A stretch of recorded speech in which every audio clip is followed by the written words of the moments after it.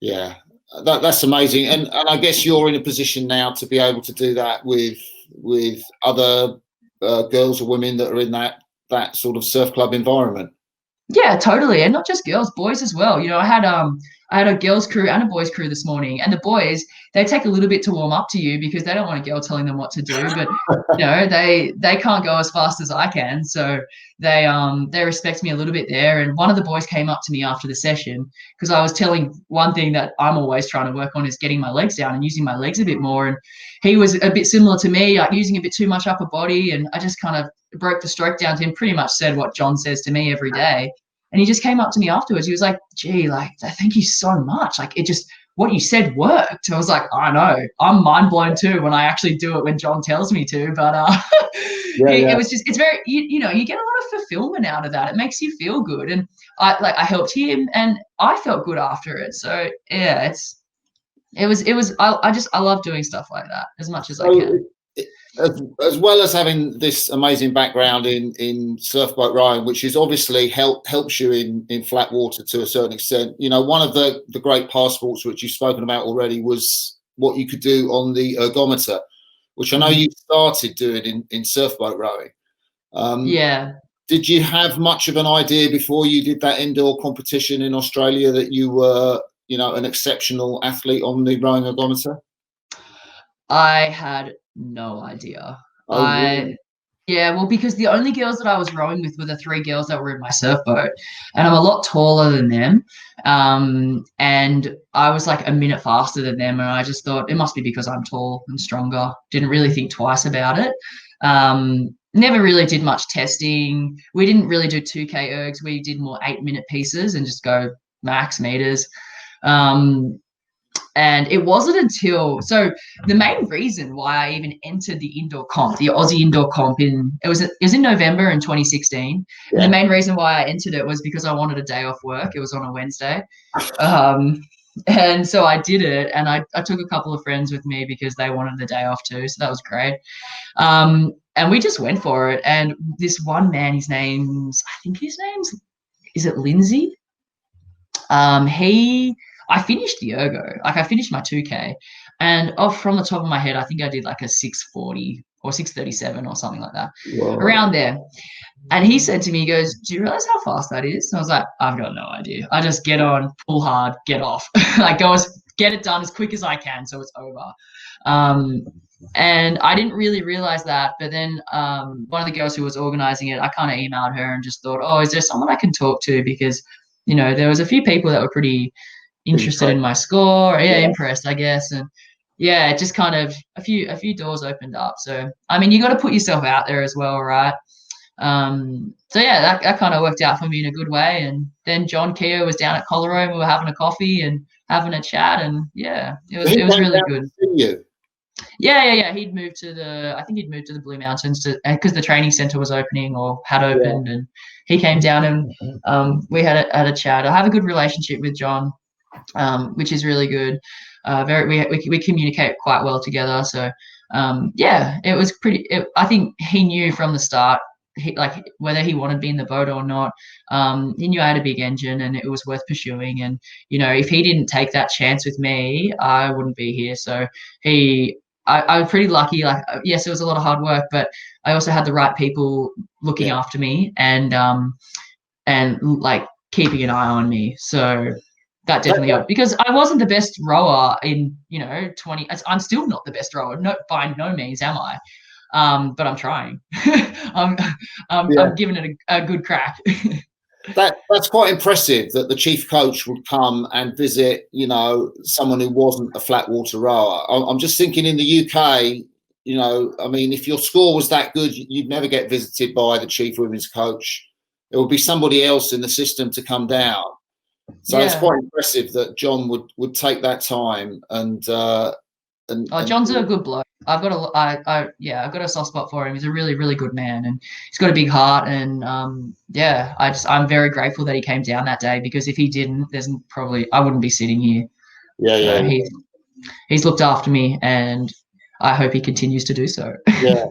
Now, you've gone on to do some amazing things with the ergo. I know, that's 6:38 or 6:37 that you pulled that day in the Aussie indoors was a fantastic score. But you've set world records in a number of sort of times or minutes or distances on the ergo. Yeah. I mean, there's a couple. Hey, how many world records do you actually hold at the moment, Georgie? there was about a week where I had 4, and then someone else got on the. I think I created a bit of a stir around the world, and there was a few people that thought that they could do a bit better. So the half marathon one was taken away from me pretty quickly, but I'm going for it again. Don't you worry about that. The half marathon is one. You hold the marathon world record. Yeah, but that's because I'm probably the only person that wants to sit on the ergo for 3.5 hours or whatever it was. Yeah, what is that? What is that you've got that makes you want to sit? Was it in your garage? Because didn't I hear something about your brother coming in and saying, "What are you doing?" Yeah. And you going, got another 3 hours to go," or something like that.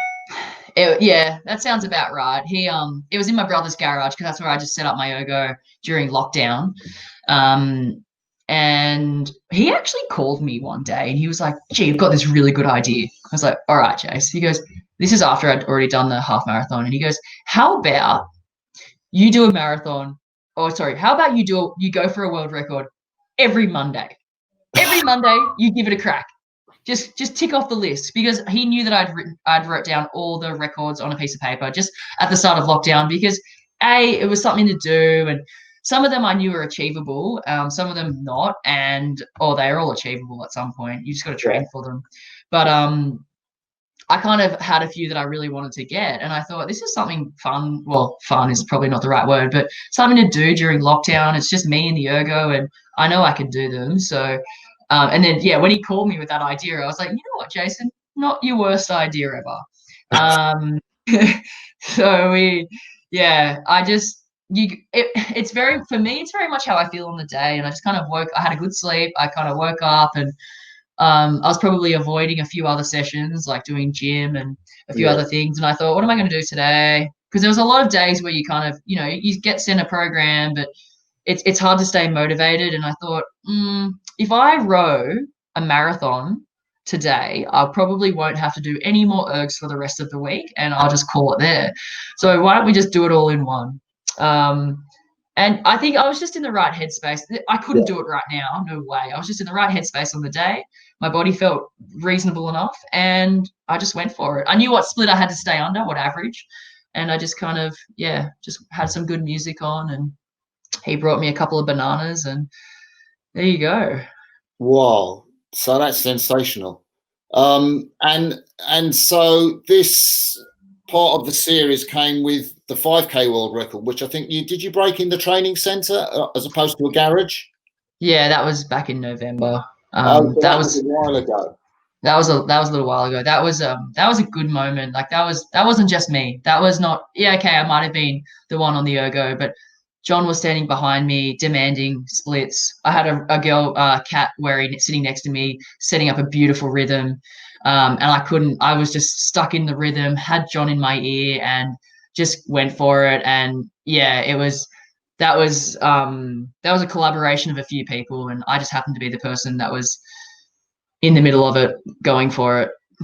Well, that's that time 16:54 is just phenomenal, and I mean, I know you've written. I've seen in the Crossy Surf Club, sort of blog about how you went about that 5K, and there was something about letting the mongrel loose. Is that right? I don't know who's writing these articles, Martin, but I can't give you away all my secrets. Yeah.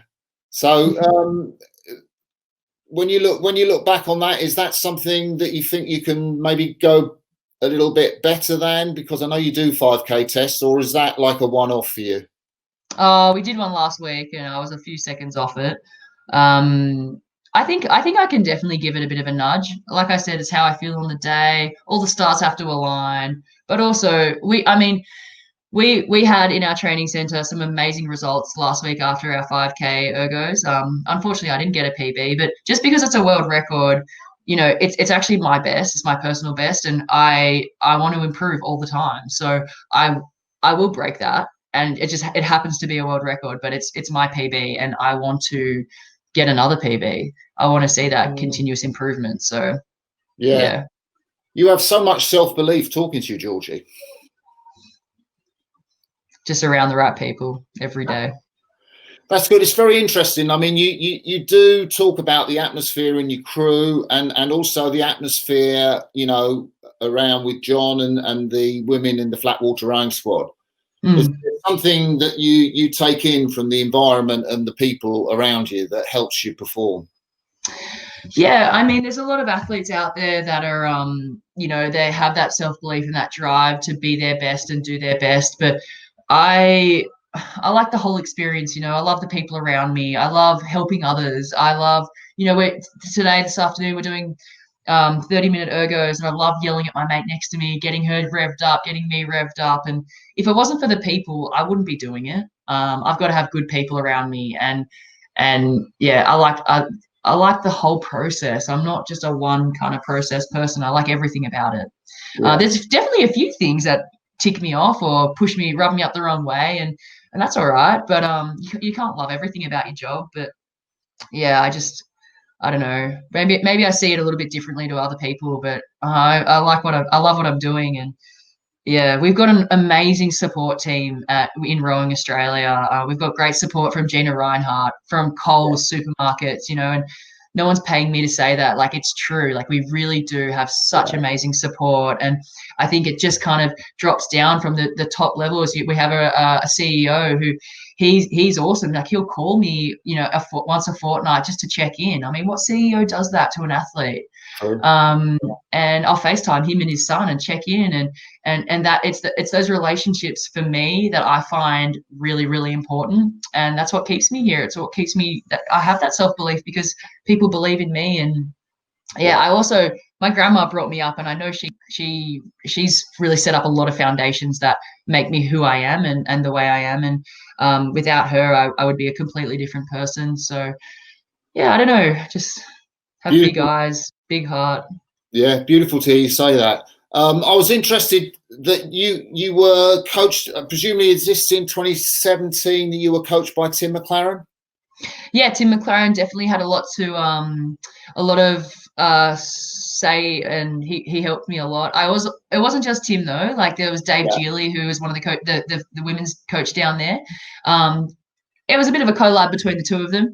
Dave would put me through the hard sessions, and Tim would give me a bit of finesse.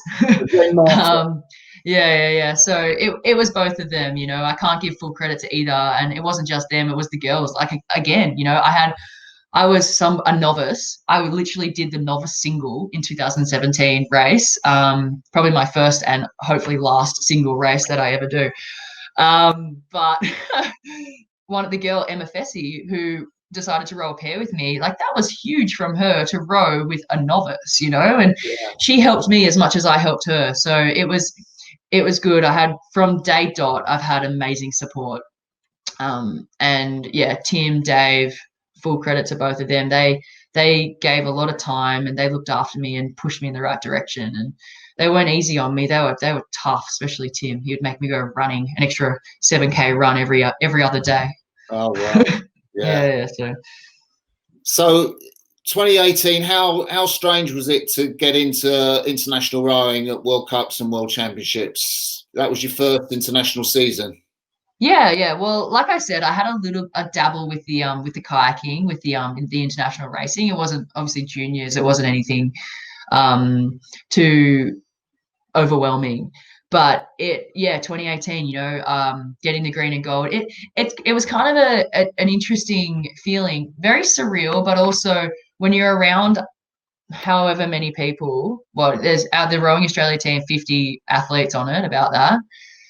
I'd say 98% of them have made an Australian team before. There's only a few outliers, whether it's in juniors, 23s, or opens. So I was probably one of the only ones or a couple of others that were wearing green and gold at that level. And you kind of, like, you're super excited, but also everyone's pretty used to it. So it's kind of like that weird balance. And I don't know. I was stoked, and I still am. Still, every time I put on a Zudi, a green and gold Zudi, it's like, oh wow, that's the good stuff right there. So I never take that for granted.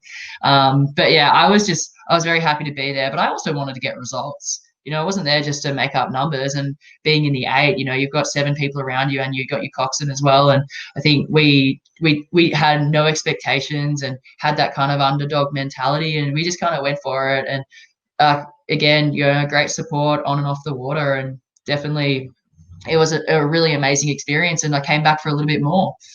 Yeah, well, let's talk about that 2018 season a little bit. That race that you had at the final of the World Championships, Plovdiv, because you were leading the field in that, your first World Championships, and you're in the final, and you kind of got you there blasting off the start. Yeah. So what was your target for that race? Did you go out to win? Did you go out just to row well? I mean, what crew doesn't go out to win? Yeah. I don't know, Martin. We were in 2018. I mean, it was only 2 years ago, but we had a good race. I remember the race. Like, we definitely went out hard and fast. And every year, you know, we're building. Like, we got a third, we got a second last year, and I think we're also exploring what can the women's 8 do, and try to make it exciting. Like it's an exciting boat to be a part of. I also do truly believe that winning is a skill. Like, being out in front, leading a race, that takes a lot of confidence, and you got to practice that. And it's difficult to practice that. The Americans are so strong in the 8. You know, they have a pool of people they can just pick from, and they're very good rowers. But yeah, like, we had a good race, and I think in the last 500 meters we probably just came apart a little bit. And like I said, you know, that being out in front, that's a skill in itself. So yeah, it's experience for us, and I think we were very happy with our bronze medal. So yeah, it was fun. I think we all finished that race, and we didn't expect to get a gold, silver, or bronze, but we went out to give it our best shot, and we did that. And I think, yeah, no one. There was a few, you know, hiccups here and there throughout the season with crew changes and all that, and yeah, it worked out for us. And I think everyone in that boat and our coach was happy with the bronze. You know, we did our best on the day. Yeah. So, I mean, what was it like for you? Was there a sense of affirmation standing on the medal rostrum with those other 16 women or 24 women on the medal stage? Quick maths. Yeah, I know. There was one male on the podium too. Don't forget that. James Rook. Love that boy. Yeah, like, standing at a podium is awesome, but I'm happy to stand just by all my mates as well, you know. So I love winning medals as much as the next person, but as long as we execute a good race and our best race, I am pretty happy regardless. So yeah. And the squad that you've got, it's not just you in the 8, because the 4 is an amazing boat as well. Yeah, the 4, and we've also got a pair now. We've got an amazing squad regardless. You know, the pair, the 4, the 8, the scullers. We've got some pretty amazing athletes at the training center, and to train alongside them every single day is a privilege, really. So yeah, you can learn so much from people like Sarah Hall, Lucy Steffen, Molly Goodman, Jess Morrison. You know, she's transferred from swimming to rowing. Like, you can learn so much from other people, and I think that's why I just love the environment. Like, going back to what you were saying earlier, you know, having those types of people around you it's incredible. And you just have to be a sponge and absorb it. And it's made my progress so quick, because you can't not rise to their level when they have set such high standards.